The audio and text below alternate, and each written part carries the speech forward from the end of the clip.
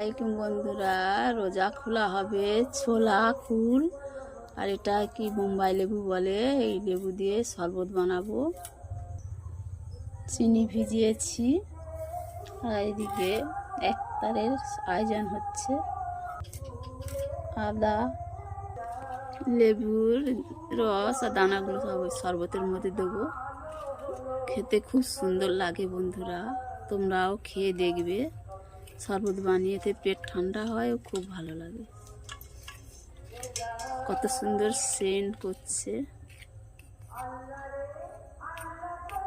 আমাদের মসজিদে গজল হচ্ছে বন্ধুরা, আজান হবে।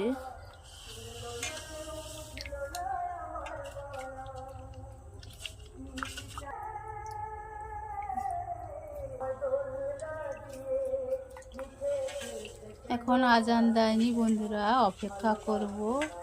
আজান দিলে রোজা খুলবো।